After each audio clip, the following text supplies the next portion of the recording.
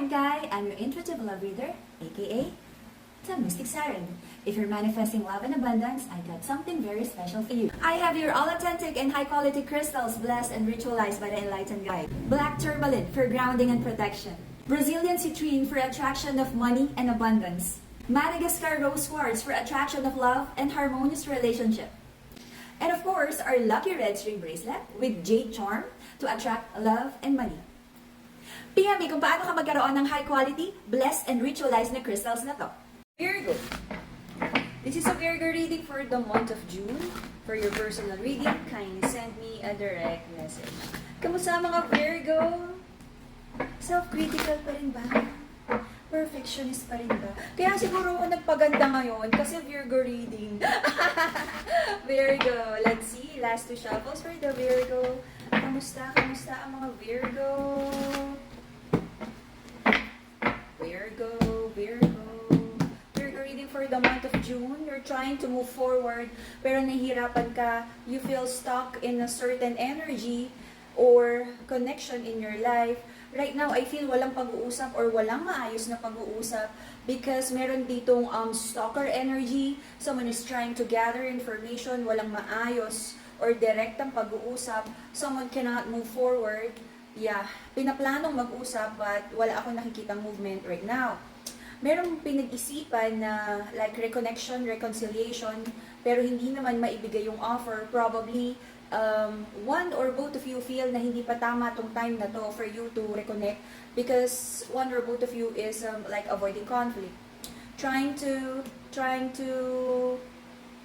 heal from a certain situation.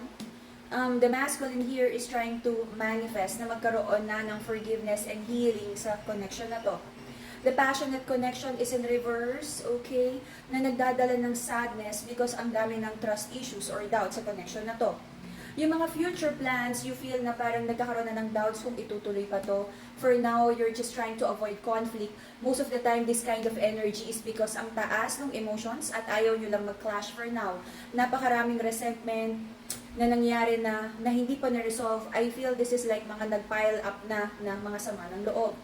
The King of Cups is in reverse. Sobra siyang, meron ako nararamdaman ditong medyo may pagka-sad boy, na medyo nakakalimutan din nung masculine na to check himself kasi parang feeling niya siya yung sobrang nasaktan at nagkakaroon ng like new beginning. You feel defeated about this situation and hindi mo mahanap right now. You feel, no, na parang right now is hindi pa talaga tama na mag-usap or talagang wag na muna. Let's see. Virgo. The reason for the reading is you making a decision na unahin at mahalin na yung sarili mo because in the past, sobra mong na-consider yung person mo kahit nasasaktan ka na, kahit nakukross na yung boundaries mo, naging sobrang patient ka. But naramdaman mo na you being overgiving and nakakalimutan mo na yung sarili mo na parang naging kampante yung person mo na okay lang to sa'yo, which is not. Okay? And napansin mo rin na by doing that, by over-considering your person, the relationship, yung gusto mong relationship is not moving forward the way you want it to. Okay? So marami ka ng questions kung talagang long-term pa ba to. Kinu-question mo rin yung sarili mo kung, in the next 5, 10, 20 years of your life, nakikita mo pa yung sarili mo sa connection na to. You feel so defeated, kaya marami kang pinagdadasal. Ang dami mo na rin mga pains at hindi mo pa na-prosesong emotions na sabi mo kay God na magkaroon ka ng wisdom, magpapatawad, for you na magkaroon ng, maproseso mo lahat ng mga nangyari in the past. And I feel you're on the right track because you have the judgment in the pride. You're making the right decision kung ano man tong mga ginagawa mo na healing. Okay? You're on the right path na magkaroon ng pause sa connection na to. I feel this is also divine intervention na kung nagkakasakitan kayo, nagkaroon talaga ng, binibigyan kayo ng time ni God, ng universe, for you to analyze kung ano yung mga dapat nyong ayusin going long term. Okay? Yung person mo, medyo nag-hold back din ng mga offer, even communication, medyo matipid siya right now, pero gusto niyang makipag-usap sa'yo, but very careful, no? I feel yung person mo, Virgo, is syempre ayaw din niyang mapahamak So may mga bagay siyang hindi kayang maging truthful sa iyo. Syempre, para sa kanya is, your person is also trying to protect themselves. So siguro if you really want the truth, give your person a safe space to be authentic, to be truthful, na hindi mo siya gagarahin kung magsabi man siya ng totoo. Alright? Ito yung sinasabi ko eh. Meron kang fear kung ano man yung malalaman mo pang lies and deception sa relationship na to. Kung sakali ba, di ba, pinagpe-pray mo, minamanifest mo, kung sakali bang malaman mo, kaya mo ba? Okay? Bago mo hingin sa person mo yung truth, yung 100% truth, kaya mo ba? Okay?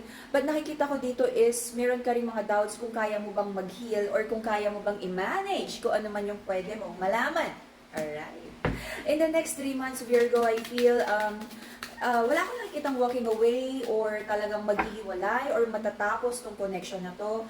Nandyan pa rin, you might feel stuck or probably magkaroon ng like reconnection. Pero ang dami pa rin questions, ang dami pa rin ino-overthink dito habang nagbibigay ka ng pagmamahal mo sa person mo. The outcome would be nandyan pa rin ng offer of love. Let's see, what is this offer of love? Offer of love, pero ang laki ng trust issues. Okay. How healthy is this for you? Pero ang nakikita ko dito, you're very optimistic na magkakaroon ng magandang outcome. And you're very hopeful na kung ano man yung malalaman mo in the future ay magiging, favorable sa'yo. Alright.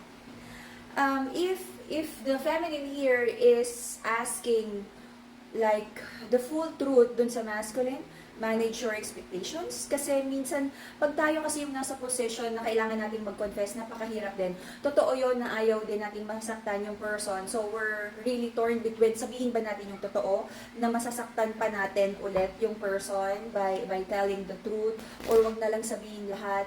Kaya lang, by not telling the truth, yung person kasi na naghahanap nung answer dito is nahihirapan din kasi may kulang. So nag-overthink ko ano yung hindi sinasabi. Ang hirap i-connect the dots pag may kulang sa storya. Alright? So this is your free will. Kung sino man yung masculine here na magsabi ng truth. And syempre, yung forgiveness, hindi natin pwedeng i-demand dun sa person natin. Yung person natin yung magsasabi.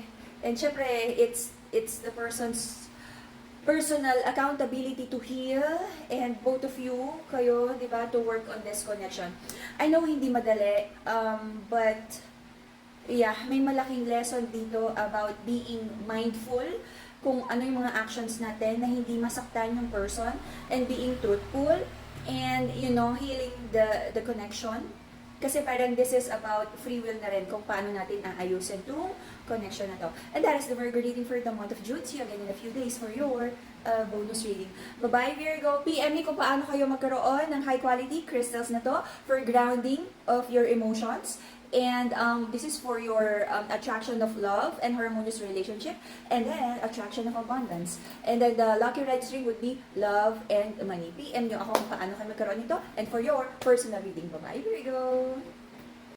Good news sa lahat ng nag-aabang sa ating bagong line of crystals. Ang isa sa ating pinagkakatiwalaan na healer at magaling mag-love spell na si Everlasting Alpha at kilala natin bilang Ate Joy ay naglabas na rin ng kanyang crystals. Huwag na nating patagalin. Umpisa na! Para sa lahat ng may problema sa reproductive health, para sa'yo ang Healing and Fertility Bracelet na to. Kung ikaw ay may hinihiling na blessing na pinansyal, para sa'yo ang Abundance and Protection Bracelet na to.